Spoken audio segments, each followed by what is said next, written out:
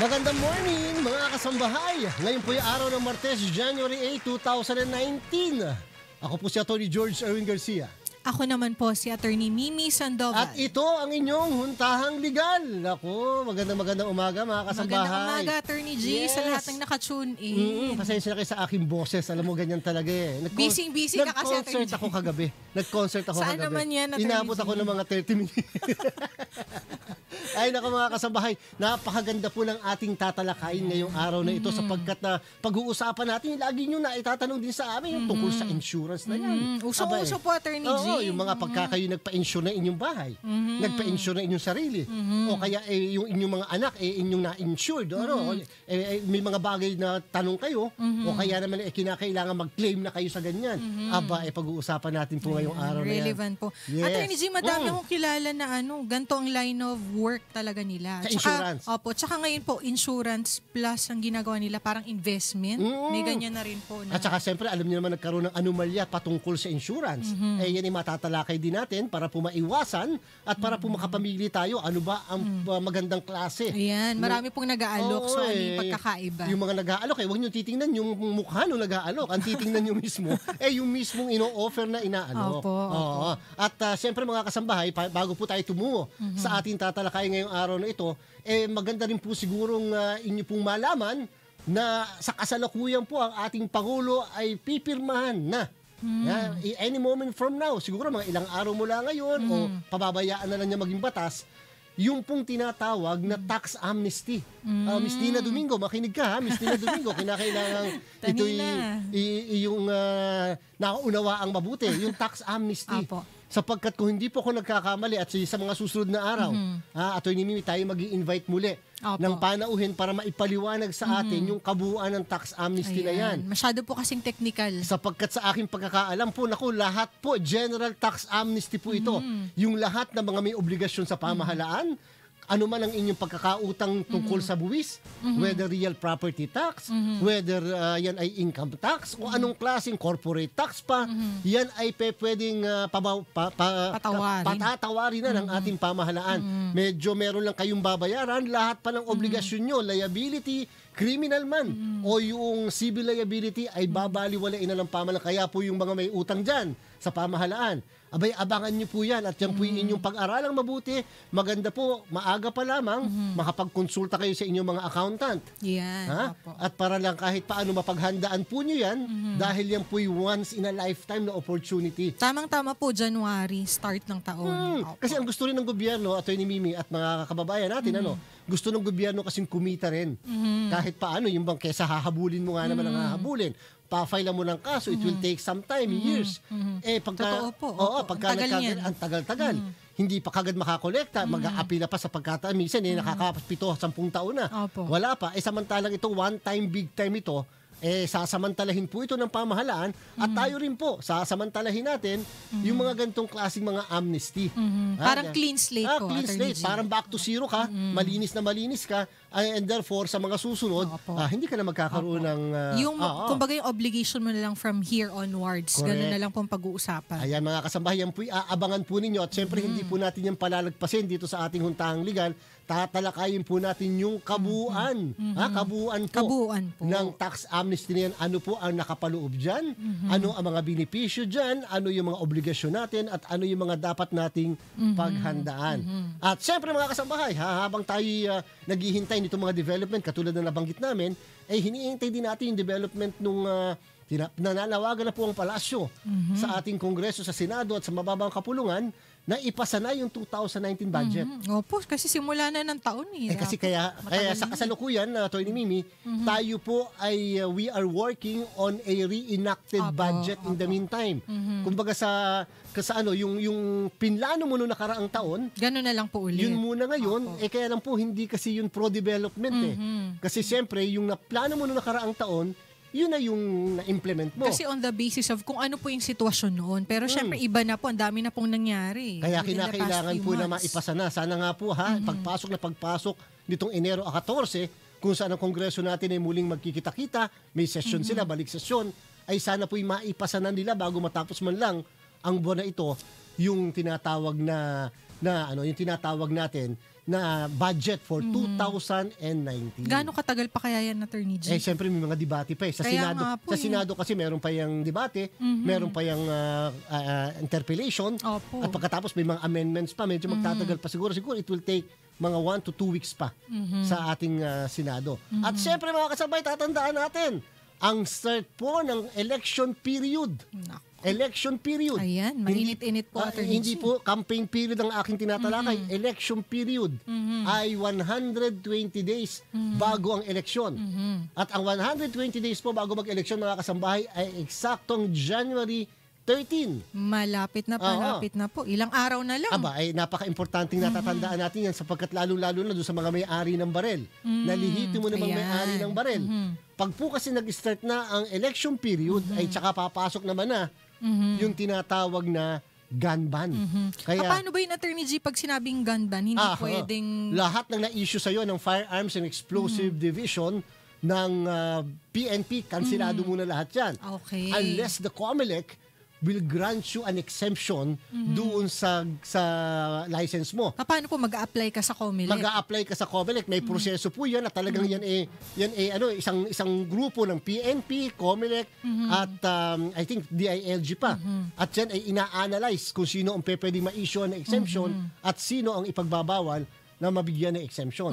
Yun ay para makontrol yung violence, yung makontrol ang pagkalat ng mga armas sa mismong pagdating ng eleksyon. Siyempre, baka marami pong maging magkakaaway kasi election period, hindi po natin maiwasan. Kaya mga kasambahay, tatandaan po natin yan at dapat po lagi kayong tututok dito sa Huntang Legal sapagkat lagi din namin kayong i-remind ano ang mga bawal pagpasok ng tinatawag na election period.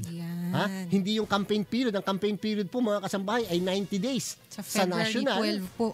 Bago mag-eleksyon at 45 days bago naman mag-eleksyon sa lokal. Ayan. Magkaiba po sa national tsaka sa local. Correct. Kaya lang, siyempre ngayon, madami na umiikot, madami na nagpapaskil-paskil, madami na tayo nakikita-kita, kahit pa hindi pa start ang tinatawag na campaign period. Sige, may mga babatiin ka. Ayan, binabati ko po lahat ng nanonood sa ating Facebook Live. Nabalitaan ko, Attorney G, madami daw. Sobra.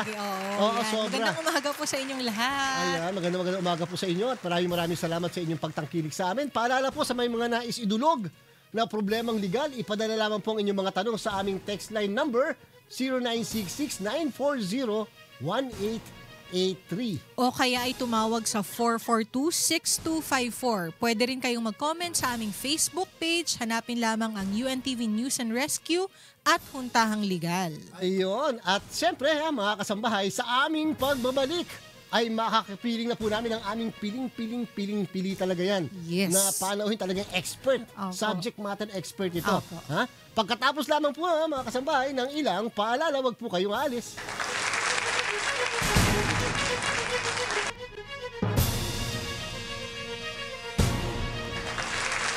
Nagbabalik po ang Huntahang Legal. Ayun, mga kasambahay, ngayon po pag-uusapan na natin ang patungkol sa insurance at iba pa mga issue na may relasyon tungkol dito. Kahit yung commercial na tinatawag pag-uusapan natin. At siyempre, dahil dyan, papakilala muna ng ating co-host, si Attorney Mimi, ang ating panauhin. Ayan, ang ating guest ngayong umaga ay professor sa iba't ibang law schools. Nagtuturo po ng negotiable instruments. Expert. Siyempre, sir, nakakatawa ba ito? Professor ko din po ito sa law school. Kita mo naman. Siyempre, magagaling ang mga professors ko sa law school. Kaya pala lahat ng iniimbitahan mo dito, yung mga magagaling mong professor.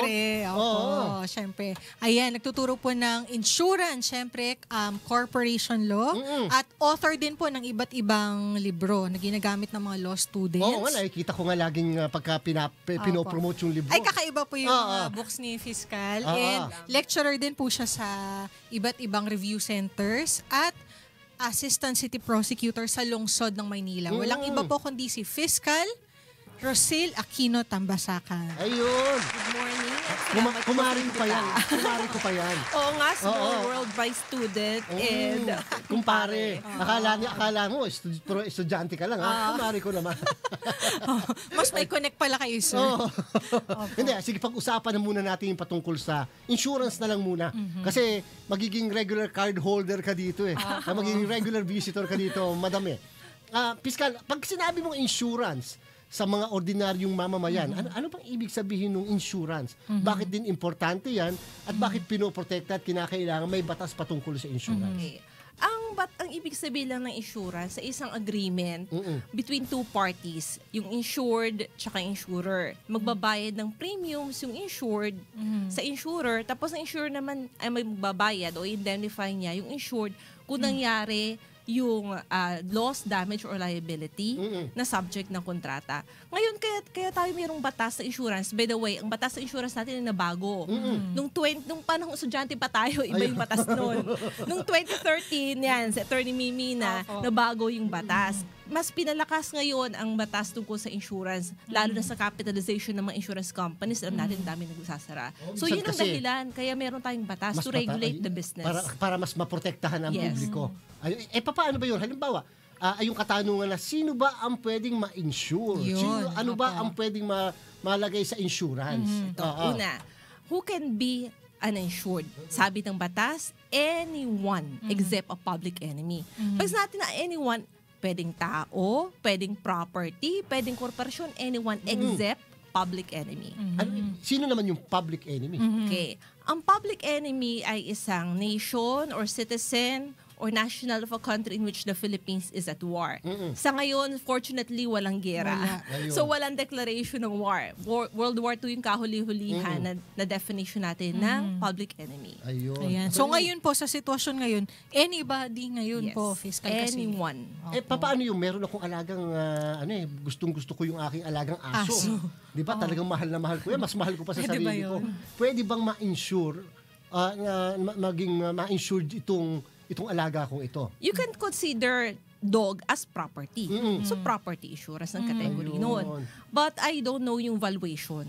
Kasi, syempre, iba yung valuation ng property na tulad ng aso na may moral attachment ka.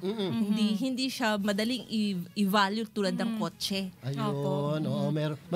Madaling ma-compute kung Ito po, more or less magkano. Attorney G. Fiscal, paano naman po halimbawa sa ibang bansa uso daw, halimbawa ipapa-insure yung parte lang ng katawan, halimbawa yung ilong lang, yung ganyan. Pwede ba yun? Sa Hollywood, usok-uso yan. Mga sina Mariah Carey, yung boses, yung legs, yung Diana Ross, mga ganun. Pwede naman yung kasi property pa rin naman yun or part ng body mo. Yung legs ko napakagandang legs ko, kinakailangan-insure ko yan. Pero ang problem lagi dito kasi yung valuation, how much is the computation that you can peg? Kung buhay, any amount can be used kasi there's no precise valuation sa buhay. Pero sa body parts, medyo mahirap-hirap na computation yun. Pero more or less, fiscal, ang valuation, nanggagaling yan, ang nagpo-propose dyan usually yung insurance company. Yes. So yung capacity to pay premiums din yung basihan. Kasi kahit naman mag-propose ang insurance company gatong amount, hindi mo naman kayang abutin yung premiums, so wala rin kontratang mangyayari. So you would miss both ways in the middle. Minsan kasi lalo pa pagka yung life insurance, di ba? At kalimitan naman, prepared na yung insurance contract Paano yung pag may gusto kong i-correct doon, wala na talaga, wala kang magagawa. Wala. Ang tawag natin dyan sa batas ay contract of adhesion. Ngayon, ang only obligation of the insured is to sign. Kung meron siyang portion na hindi gusto, pwedeng baguhin pero very minimal through a rider. Other than that, hindi na pwede. So kung hindi nyo po gusto fiscal, halimbawa itong insurance company yung contract, sa iba. Hanap ka ng iba. Ayaw nyo po ng Ganun talaga. Kasi ang insurance contract prepared in advance, pre-approved ng insurance commissioner. So, hindi mo pwedeng balitan tulad ng ordinaryong kontrata na gagawin nyo lang through a lawyer. So, dumadaan din po pala sa commissioner. Kasi iniisip ko minsan, pag ganun, ang liit-liit naman po ng fund, paano ko naman mababasa talaga na alam ko na. Kaya nga ang tawag dyan ay fine print rule. At kalimitan yan, pagka yan in-interpret sa korte, kalimitan, against the insurance company, more or less. Kalimitan. Hindi naman all the time. Especially kung na-properly explain naman sa... kasi sila ang gumawa ng kontrata. So, the rule is against the insurance company being the one who is in a better bargaining position. Ito ang pinakapalagay ko, isang itinatanong lagi ng ating mga kababayan, lalo na yung mga kumukuha ng insurance. Ang tanong lagi ay kailan nagsisimula ang kontrata ng insurance? Meaning, hindi pa ako nakakabayad pero nagpirmahan na kami. O kaya nagpirmahan na kami pero wala pa yung bayad. O kaya bayad na pero hindi pa nagpipirmahan ng kontrata. Kailan mo sasabihin? Alam mo, biglang may nangyari. Pagkapirma nga, hindi pa nabibigay yung initial na bayad ng premium May nangyari na kaagad. Pwede na po ba mag-claim? Ay, hindi. Kasi may tinatawag tayong cash and carry doctrine sa insurance. Ayun. Ibig sabihin, payment of premium is necessary for the validity of the contract. Kahit nagpirmahan kayo, pero kahit piso, wala ka pang binabayad, walang kontrata. Ayun, hindi Kaliwaan pala yung yun hindi pala yung act of signing Hindi. Kaliwaan yun. Ayun, doon mape-perfect ngayon yung contract of insurance. Yes. Pero Yung kahit pagbabayad. maliit pa lang po yung nababayaran, basta nakabayad Kahit ka. installment, kung may agreement naman na installment basis, basta may bayad. Paano yun na fiscal? Nagbayad ako. Sabi mo nga, kahit na maliit, nagbayad ako. Binayad ko sa ahente. Yung ahente naman, tinanggap naman sa akin. Pero yung ahente, hindi pa nare-remit sa kanyang kumpanya. Tapos may nangyari na kagad. Pwede na bang sabihin kagad nung insured na, teka muna, may kontrata na tayo. Yes, pwede. Kasi may agency-principal relationship na tinatawag. Yung principal, yung insurance company, yung agent, acts in behalf of the insurance company. So kahit agent, okay na yun. Ayan. Kasi very aggressive po fiscal yung mga Oo, style agent. nila ngayon kasi Oo may nga commission yan eh. Oo nga po, malaki daw po ang commission. Marami kong kilala, lawyers, pero nag-ahente po sa insurance, mas malaki daw po yung kita fiscal. Hindi, tsaka nga yun, parang madami ng mga classification ng insurance. Ngayon parang nag-evolve na po Meron yung na parang insurance na investment. Opo, ang daming Tinatay up nila yun sa Okay life. ba yun? Okay ba yung gano'n? Yung insurance na naman yun. life tapos may investment? Yes, may investment portion. Pero syempre, dapat mag-investigate muna tayo kung anong insurance company pinapasukan natin. Kasi meron din mga fly-by-night operators. So, before tayo magbitaw ng pera, i-research muna natin itong insurance company na to. At maganda rin na lagi kayong mag-inquire sa insurance commission. Yes, meron namang hotline sila dyan para malaman kung anong mga insurance company yung binan na. Saan papasok fiscal yung kapangyarihan ng insurance commission? Ano ang pinaka-role niya as against doon sa isang kontrata o sa isang insurance company o sa isang insured? Okay. Ang trabaho ng insurance company is to regulate insurance business in general. Now, kung meron ka insurance claims, pwede rin yan sa insurance commission. Pero ang jurisdiction niya ay hanggang 5 million pesos only na claim. Ayun. Above that, court na yan. Court na yan. Hindi naman pwedeng pumunta ka sa insurance commission, parang mabagal Pupunta ka naman sa korte rin. Ay, nang sabay ka magke-claim. Hindi. Kahit na less than 5 million. Mayroong doctrine of exhaustion tayo. So, unahin muna natin insurance commission kung yun ang pinili natin. And wait kung anong mangyayari. Anyway, after decision ng insurance commission, pwede naman tayo mag-apila. Ayun. Paano naman na fiscal yung mga ahente? Sino ba ang nag-regulate na ahente? Yan ba nakadepende lang sa insurance company? O kinakailangan pumasok ang insurance commission? Yes. O lisensyado ba dapat? Ang insurance commission ang nag-regulate din. Kahit dumaan yan, kahit empleyado yan ng insurance company, the insurance commission also regulates. They check into these agents of the insurance companies. Ayun. Pero po ang insurance companies po, di ba magkakaiba po? Pwedeng magkaroon sila ng iba't ibang polisiya sa mga agents nila. Oo. May ganun po Kasi silang some discretion. kasi are regular employees. Some are near agents. So kung ano yung relasyon nila, depende whether contract of agency yan or contract of employment. So iba-iba. Depende sa Magkakaiba din kumpanya. po. Ayun naman pala. Oo, dapat. So kinakailangan din na humingi rin kayong mga kukuha na insurance bago kayo makipag-usap. Hindi porket kumari mo yan. O kapitbahay. Ang dami po ganyan. Kinakailangan hanapan mo rin ang mga padokumento. Pruweba. Baka maya bayad ka ng bayad, hindi naman pala naibibigay lahat. Halimbawa, fiscal, dumating na yung pagkakataon na either nag-mature na yung insurance or yung mismong interest o na ini-insure mo ay dumating na. Kailan o ano ang period, yung prescriptive period na pwede mong maklaim yung insurance o kaya naman pag lumampas na yon hindi na pwede. Normally nakalagay yan sa kontrata. Sa batas naman natin, kapag life insurance, the insurance company should pay within 30 days from submitting proof. Ngayon, kung non-life naman siya, 60 days after arbitration or agreement of the parties kung ano talaga ang extent ng loss. Ngayon, kung hindi pa rin nagbabayad, kung walang provision sa kontrata, sa rules lang natin, Civil Code 1164, 10 years ang prescription period. Ayun, tatandaan nyo yan. Napaka-importante yan. 10 years. baka maya-maya nakaka-11 years ka na, hindi mo pa nakalimutan na. Nakalimutan. Minsan kasi ganun yung namatay. Namatay, hindi naman alaman, nasa baul pala meron pala na ikaw pala ini-insure pala niyan na hindi mo na, siya pala kumuha ng insurance. Attorney G, may tanong ako kay Fiscal. Paano halimbawa, Fiscal, gusto ko pong ipa-insure si Attorney G? Kasi co-host ko. Ganyan. Meron ba? O yung boss ko. Kasi yun ganyan. Pwede bang mapa-insure yung ganon? Yan yung narinig namin lagi. Meron tayong concept na insurable interest. Ayun. Dapat, yung magpapa-insure, dapat yung parties may insurable interest. Halimbawa, ikaw, Attorney Mimi, insure mo si Attorney G. Tinitingnan ng batas anong relasyon. Under Section 10, merong dapat relasyon yan. So, una, may insurable interest ka sa buhay mo. Pwede mo insure ang buhay mo. Someone else, pero someone else mo ay pwedeng spouse. Legal ha, hindi fubu, hindi kabit, hindi jowa. Correct. Children, whether legitimate or illegitimate. So pwede pati legit. Pati illegitimate. Yan ang pinagkaiba. Kapag asawa, legal. Pag anak, pwedeng sa labas. Ayun. Kasi naman, para naman maprotektahan din kahit yung illegitimate children. Oo, kasi kapag wala namang ganitong klase interest na require ang batas, baka insure mo ang kahit sino para lang sa pera. Ipapatay mo. Diba? Oo nga, tama. Yun yung risk. Kaya pala kinakailangan itong aming producer dapat dito, si Miss Lina Domingo. May insurable interest ako dito I-insure ko to I-insure ko. So, ibig sabihin, basta hindi lang dahil sa relasyon, yung may reason na at saka depende rin siguro sa insurance company, sa policy nila. Hindi. Kahit naman nakalagay sa policy kasi ang batas nakalagay, may relasyon sa Section 10. Naka-enumerate ang mga relasyon ng mga parties. Persons entitled to support one another. So, kasama dyan yung education po. Education support, ascendant, descendant, or pursuant to use of rock.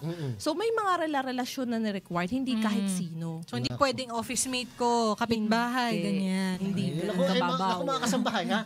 Kayo magsimula lang magpadala sa amin ng inyong mga kata. Napakaganda ng aming talakayan ngayong araw na ito. Insurance.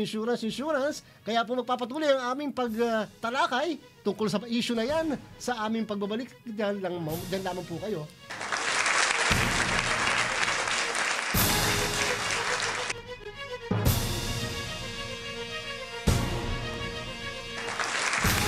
Nagbabalik po ang Huntahang Legal. Kasama pa rin natin si Fiscal Rosil Tambasakan. Ako, madami tayong mga texters, mga kasambahay at mga nagpapadala ng inyong mga katanungan. Attorney M. Simulan natin sa ating texter na si Hershey. Ang tamis ng pangalan. Sarap naman ang pangalan nito. Sa umagang Attorney, paano po nawawala ng visa ang insurance? Ako po nakapangalan na makakatanggap ng pera kapag namatay nanay ko. Pero ngayon, di na raw po pwede dahil may asawa na raw ako. Totoo po ba yon o niloloko lang nila ako? Ayan, Fiscal. Ayan. Nakalagay na rin dyan sagot mo, nasa dulo. Niloloko ka. Ayun. Kasi wala namang expiration yung nakalagay ka as beneficiary. Hindi naman tinanggal ka as beneficiary. So, ikaw pa rin makaka-receive ng proceeds ng insurance. So, sa bandang huli, ang may control pala talaga ay yung mismong kumuha ng insurance company. Siya yung may dikta kung sinong gusto niyang na-insure Yung insured ang may power. To designate the beneficiary. So, nilagay ng nanay na si anak yung beneficiary. So, dapat si anak ang tatanggap. Unless disqualified. Paano madi-disqualify ito? Una, kung tinanggal siya as beneficiary ng nanay, so, wala na siyang right to get. Pero ito nakalagay, namatay na yung nanay. So, hindi naman siya tinanggal as beneficiary. So, siya pa din. So, hindi po nagmamatter. Kahit napalitan ang apelido, baka kasi isipin, hindi ikaw to kasi. So, wala. Ano pa yung mga instance, Fiscal, na pwedeng ma-disqualify? Maliban doon sa tinanggal siya mismo ng insured. Okay. Kung ang beneficiary ay ang principal, accomplice, or accessory in willfully bringing about the death of the insured. Meaning, pinapatay niya. Kayo pala ang dahilan. Ikaw pala ang dahilan. Kasi siya ang beneficiary. Para makuha niya. Ayun. Tapos sa void marriages din. Pag mag-asawa, tapos nagpaanal, pwedeng mapatanggal. Ayun. Ng innocent spouse, si guilty spouse. Hindi mo pwedeng sabihin na valid naman yun ng panahon na valid pa yung kasal Hindi, pwedeng matanggal. Ayun. Pwede po, pero hindi automatic po na Hindi matatanggal. automatic. Ito na mula kay Yen ng Rizal. Kakaiba po ang nangyari sa akin. Isang araw ay tinawagan na lamang po ako ng isang kumpanya at nagtatanong tungkol sa aking credit card. Hindi ko na po maalala ang sumunod na mga nangyari basta nasa isang opisina na lamang ako at pumipirma ng kontrata na kumukuha ako ng insurance. Tapos sila na rin ang nag-swipe ng credit card ko. Ang bilis po ng mga pangyayari. Ngayon nakarating na rin ito sa Insurance Commission pero nagbayad pa rin kami. Ano po may papayo ninyo sa mga ganitong kaso? Salamat po. Kahit ako ay nabibiktima niyan, nakikita ko yan, lalapit sa'yo sa mall, tapos may offer na form, pag in-entertain mo, bibigyan ka agad ng form na sulatan mo, tapos hingin ang credit card number mo. So, ang simple lang yan, preventive. Malayo pa lang nakikita mo Tatanungin ka agad, may credit card ka, sabihin mo wala. Ganun ginagawa ko. Lusot naman. Hindi, at saka ako meron din ako naging kliyente. Ang kanya naging problema, ginamit din yung credit card, almost 300,000 yung na-swipe sa kanya. Pero sa bandang huli, nung tinatakot-takot niya, binalik naman. Binalik naman. Kaya mag-iingat po tayo. Opo, kasi ang dami po, hindi mo na rin namamalayan minsan kasi ang dami mong inaasikaso pag nasa mall po fiscal, di ba? Tapos may lalapit, ganyan. Yung without discussing yung marriage, kasi baka maaari nasa korte pa ito, baka hindi pa tapos, yung mga previous na nangyari na nagkaroon ng problema sa mga ilang insurance company.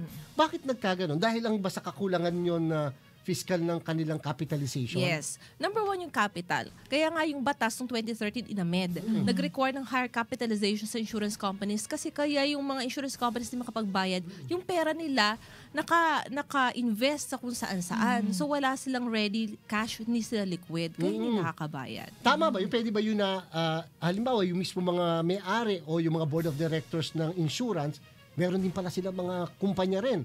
Pwede ba yung insurance company na ito mag-i-invest doon sa kumpanya ng mga board of directors ng insurance company? May limitation yan under sa corporation code. Ayun. So, hindi basta-basta. Correct. Kaya kasi nga, baka maya-maya naman, ginagamit lamang palang gatasan yung insurance para lang ma-finance naman.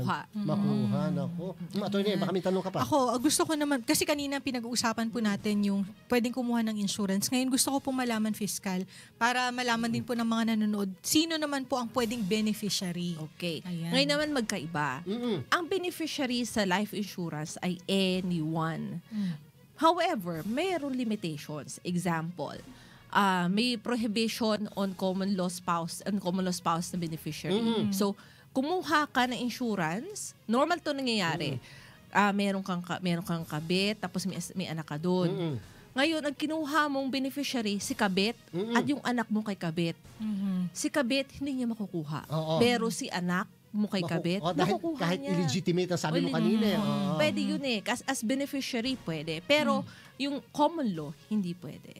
May prohibition yan. People who are barred from being the recipient of a donation under the civil code, hindi makakakuha. Kasi nga parang ang dating dun parang pinapayagan natin yung mga relasyon ng mga bawal, yung mga illegal na relasyon. Against public policy talaga yun. So, pero ino fiscal parang medyo magkakaroon din siya ng contravention or parang masicircumvent kasi yung illegitimate, pwedeng mas malaki na tuloy yung makuha kasi. Meron tayong landmark case na Heirs of Maramag versus Maramag. May Supreme Court ruling na yan.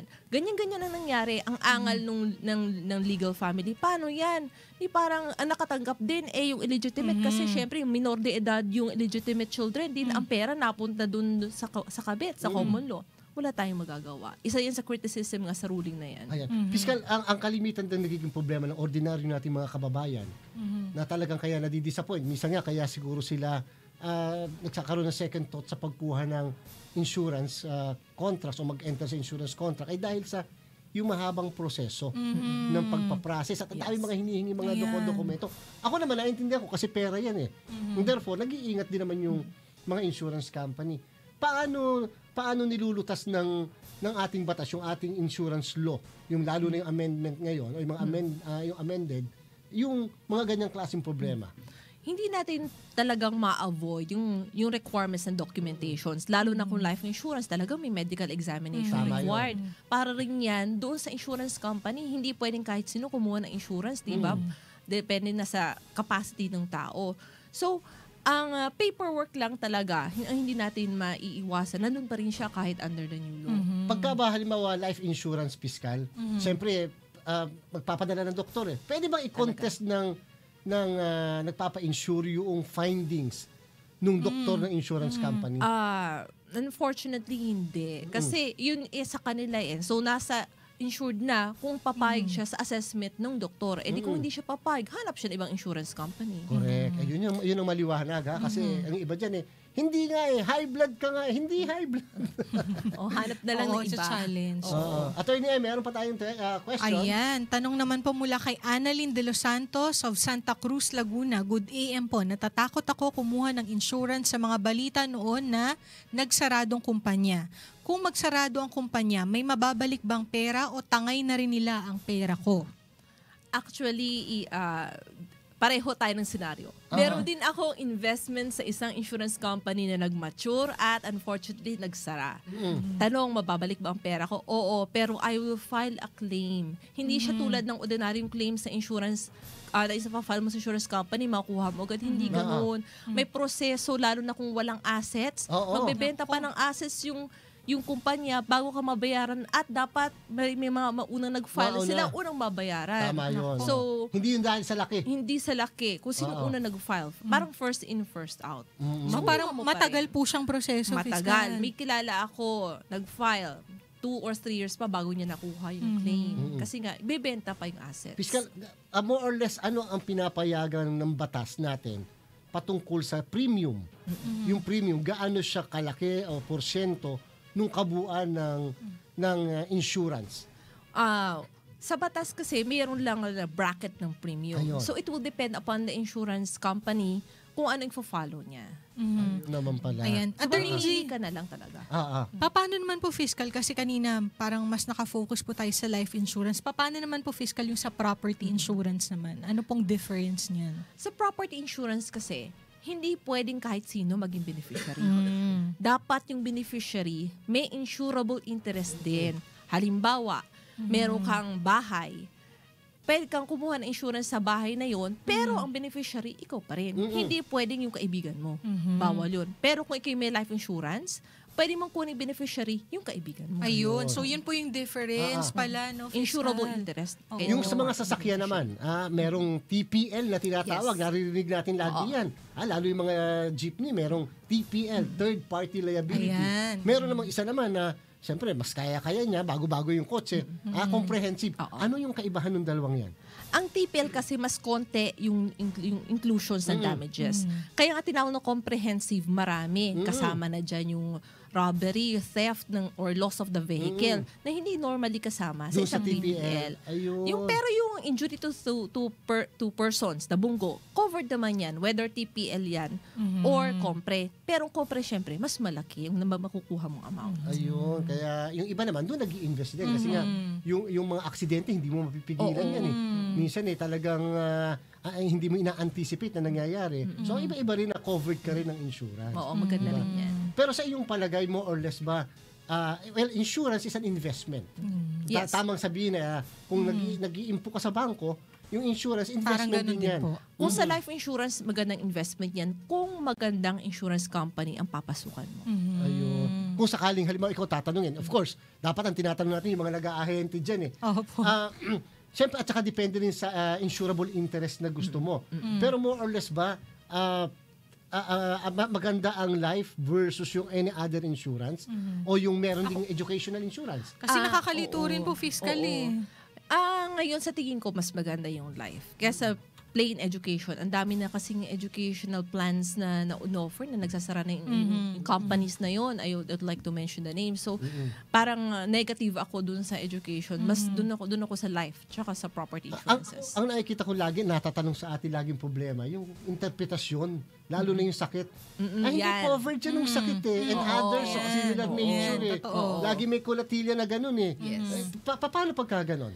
Well, talagang covered tayo kung ano nakalagay sa provision ng kontrata. Kung talagang gandun naka-enumerate na diseases na excluded, wala tayong magagawa. So, huwag ka dala pumasok kung alam mong may sakit ka ganun.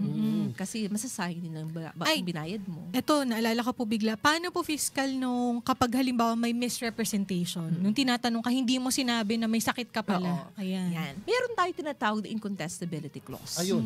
Merong 2 taon ang insurance company para ma-check yung accuracy ng dineclare. Pag lumampas ang 2 taon, hindi na nila pwedeng hindi na makontes pwedeng yun. sabihin na, uy, hindi ko naman nakita na may ganito kang sakit. Sorry ka na lang. Ayun. 2 taon lang ang binibigay sa insurance Pero company. yun ay kahit na aminin na natin na maaaring may misrepresentation. Yes. Kasama ang misrepresentation or concealment doon. Ayun. Dapat kasi insurance company, gwardyado din siya. Hindi niya pwedeng insure ang kahit sino gusto lang niya para lang sa pera. Ayan. So may obligasyon din siya na i-check kung sino ang kliyente niya. Sa batas natin, meron bang pinoprovide yung ating batas patungkol sa ilang beses na pagka hindi nakapagbayad ng premium, kansilado na ang inyong agreement.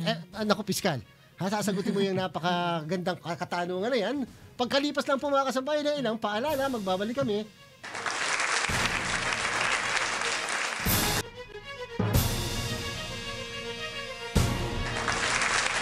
Nagbabalik po ang Huntahang Legal.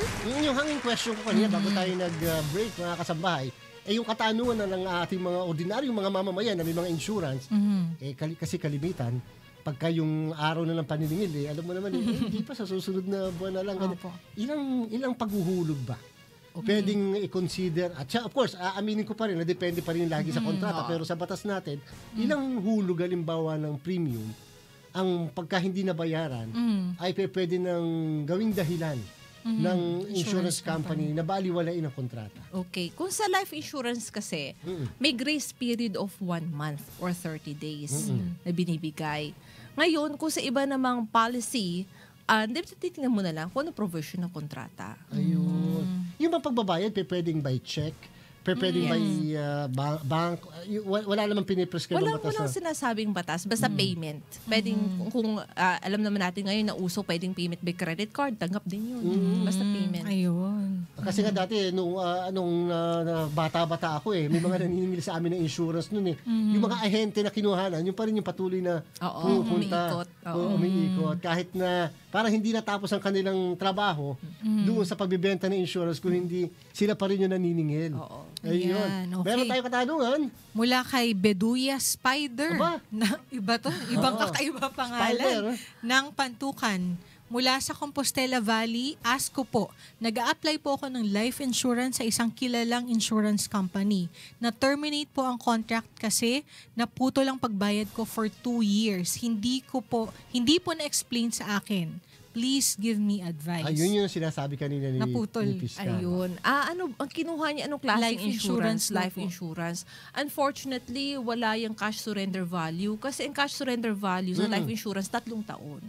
Ayun. So, wala ka talaga. Dapat nakaka-3 taon. Baka 3 taon ka, hindi ka nakapagbayad, may makukuha ka, mababawi mo kahit konti. Pero less than that, wala. Ayan, mula kay Dek Pancho, may credit card po ako na 200,000 ang limit. Last month, dumating ang billing more than 200,000 ang utang ko. Online shopping ang pinagkagastusan na hindi ko naman in-avail. Ayan, ito po hindi in relation sa insurance pero ito yung commercial law na tinatawag.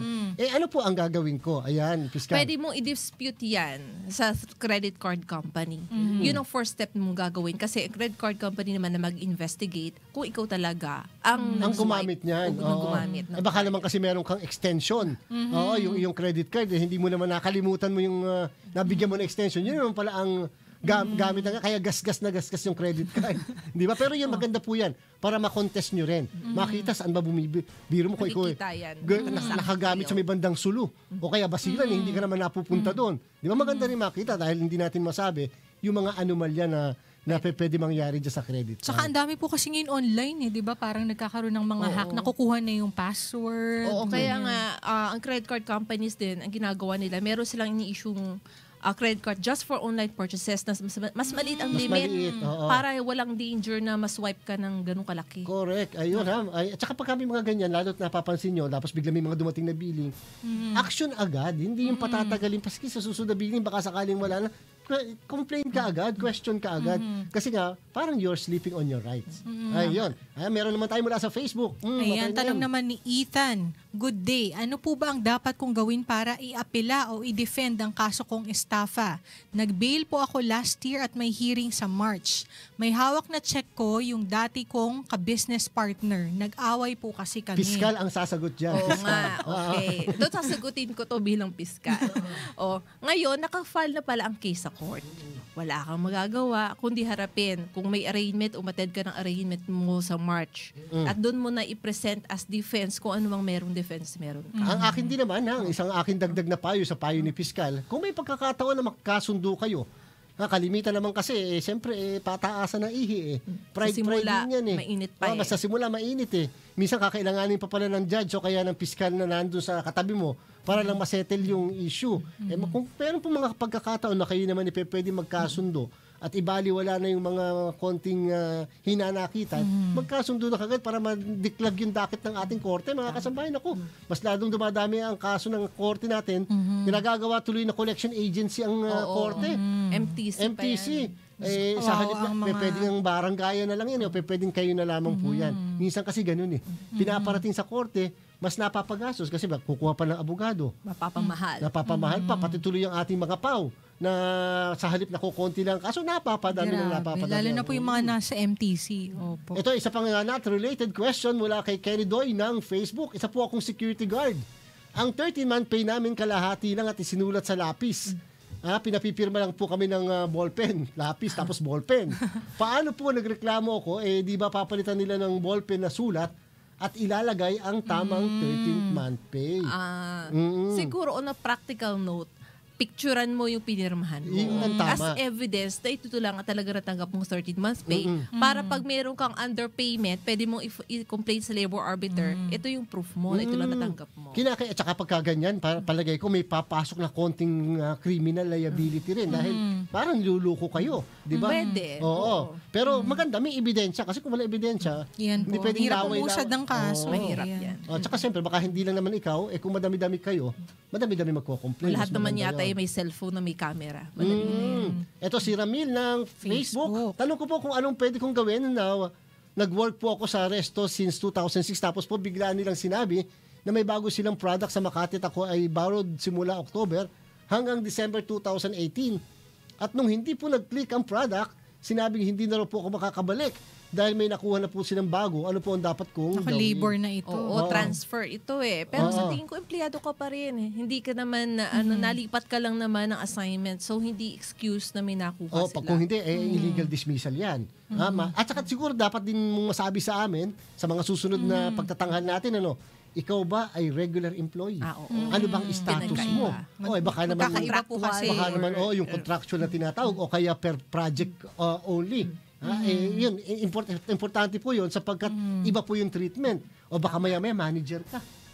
Manager ka. Magkaiba dahil hindi applicable sa iyo yung provision ng labor standard dahil yun ay hindi para sa mga pang-manager. So, importante po yan. Last question. Ayan, mula naman kay Noel ng Bohol. Attorney Good AM, ang aming barangay treasurer ay nag-resign pero may loan siya. Sabi ng aming barangay captain, ako ang ipapalit at ako muna ang magbabayad ng loan ng ex-treasurer. Legal ba yan? Ay, hindi naman ikaw yung ihong kumuha ng loan. Obviously, hindi yan legal. Hindi mo yan liability. So, ano yun? Pagka yung hindi ka nakabayad, meron naman panibago na kukuha ng treasurer. So, siya yung pumalit dun sa treasurer. Siya na daw yung mag-assume ng loan. Paano ba yan? Pagka ganun na lang lagi ang polisiya, lagi na lang walang permanente ng uupo dyan. Tsaka personal kasi yun di ba? Siyempre yung loan naman. Wala siyang kinalaman doon sa loan ng iba. Correct yun. Okay, babalikan natin yung ating usapan naman din muli sa patungkol sa insurance natin. Itong mga insurance policy ba, Piskal, yan ba kalimitan yan din ba ay dapat nire-rehistro sa Insurance Commission? Oo. Ito ay pre-approved forms. Dumaan to sa Insurance Commission. Hindi ito basta lang sa insurance company galing. Kaya ganun kaliit yung vote, ganun katagal ang proseso. Nakalimutan ko pala itanong kanina, sabi mo, nagkaroon ng amendment dahil nga sa mga masasamang karanasan natin na hanggang ngayon madami tayong mga kababayan ang hindi pa nakakakuha ng insurance, Attorney M, dahil nga sa mga nagsara, nag-bankrupt. Magkano na ngayon yung capitalization na required sa isang insurance company? Depende ba yun sa whether life insurance or any kind of insurance? Depende niyan. Ay hundreds of millions na ngayon. Not that hundreds of millions. Basta lumaki na siya, milyones na. Suppose from before. Okay, so naman baka dati nababago yan mayroon ding implementing rules, binabago din yung amount from time to time. Baka dati kasi papel lang meron tapos wala naman palang capital itong insurance company na ito. Oo. Fiscal, ano pa po yung relevant na changes dito sa insurance code dati at yung sa 2013, maliban dun sa money claim sa Insurance Commission? Isa ding change regarding premium payments. Kasi ngayon, meron ding premiums ng mga payment through the government. So, empleyado ka ng government, binabawasan yung sweldo mo, tapos hindi naman pala nare-remit ng agency mo. In so far as you are concerned, there's already valid payment. Ayan. Ito naman para naman sa katiwasayan ng pag-iisip ng ating mga kababayan at nanonood natin. Siyempre, kapag nagbabayad ka ng insurance premium, may mga resibo. Yes. Yung resibo na iwala. O kaya nasunugan. O kaya nabaha. Hindi ma-produce yung tapos dumating yung tamang pagkakataon na pwede na makuha yung insurance. O kaya dumating yung aksidente na kung saan pumapasok yung insurance. Paano yun? Wala na akong mga resibo. Wala na akong maipakita. Pwede pa bang maging valid ang insurance natin? Meron namang presumption na meron kang binayarang premiums kasi meron ka namang insurance policy. Yun naman ang importante, ipapakita mo. Yung resibo, it won't matter unless may issued regarding payment. So kung sabihin sa'yo later on na, hindi ka naman nakapagbayad, doon magiging issue na nasa ang resibo mo. Pero number one yung policy. Importante rin po siguro, pagka kayo binigyan na ng policy, kasi kalimitan, hindi na tinatanggal doon sa plastic. Oo. Di ba? O kaya doon sa mismong folder. Di ba? Maganda rin siguro, tinitingnan natin yung policy. Pirmado ba yan ng tamang tao? Baka naman itong ahente lang kung may pirma dito. Nakanotaryo ba yan? Diba? Importante makita natin na gano'n. Attorney Jimmy, tanong pa po kay Fiscal. Halimbawa po, Fiscal, kung kumuha ka na ng life insurance sa isang insurance company, pwedeng kumuha pa ako ng ilang beses nang walang pakialamanan yung magkakaibang insurance company. 10 ang insurance ko. Kasi sobrang takot na takot ako. Ganyan. Ang dami kong kinuna ng insurance. Oo, kasi ang life insurance policy naman ay contract of investment. So, pwede kang mag-invest. Pwede kang kumuha na life insurance kahit saan, kahit kanino, kahit anong amount. Hanggang kaya mo magbayad ng premiums. Sige lang po. Naku, maraming salamat po sa ating naging panauhin ngayong araw na ito, si Fiscal Rosel Tambasakan. At naku, huwag niyo pong kalilimutan pag kayo napunta sa mga law book, yung mga stores. Meron po siyang 4 na libro. At siyempre, dahil pinag-usapan natin ngayon ng insurance, meron siyang insurance book, Attorney Rosel. So, gawin ko na lang itong panahon para ma-advertise. I have 4 books, 3 sa Central. Itong una kong libro sa insurance. May libro rin ako sa negotiable instruments, intellectual property, with Central. Sa Rex naman, yung Special Commercial Law Reviewer. Sabi kasi, hindi daw kumpleto ang buhay ng isang tao pag wala kang librong nagawa. Kaya 4 na beses na kumpleto. Fiscal, baka may gusto kang batiin bago tayo magtapos sa ating palatuntunan ngayong araw na to. Salamat. Gusto kong batiin ang aking mga anak na nanonood ngayon. Ang aking asawa na nakadestino ngayon sa Palawan. Si Attorney John. Attorney John, Tambasakan. Sarap. Si kumpare. Ang aking mga estudyante sa San Sebastian, PUP at UDM, masaya kayo dahil walang pasok ngayon at bukas sa translasyon. At ang aking mga suking mga review students sa Recoleto, sa Academicus, sa Albano, sa Villasis. Dami. Kabuhayang showcase na marami. At syempre, ang mga kasamahan ko sa opisina sa Piskalya ng Maynila na nag-hearing ngayon. Lalo na sa partner ko na siya ang nag-take over ng court assignment ko today. Pasensya na po pasensya na sa susunod. Kayo naman ang guest namin. Salamat. Attorney Mimi, ikaw naman. Ayan, binabati ko po ang lahat ng aking mga kaibigan na nakatune in. Hindi ko raw sila binabati. Oo nga, bakit ka ganun? Laging estudyante ko, syempre priority. Mga estudyante ko sa PLM tsaka sa San Sebastian at sa Malapitan family sa Mindoro, nanonood daw po sila. Ayun mga kasambahay, maraming salamat sa inyong pagsubaybay dito po sa inyong programa. Lagi po niyong tatandaan na sa isang malusog na bayan, sumusunod sa batas ang mga mamamayan. Susunod na ang UNTV News Break. Maraming salamat po.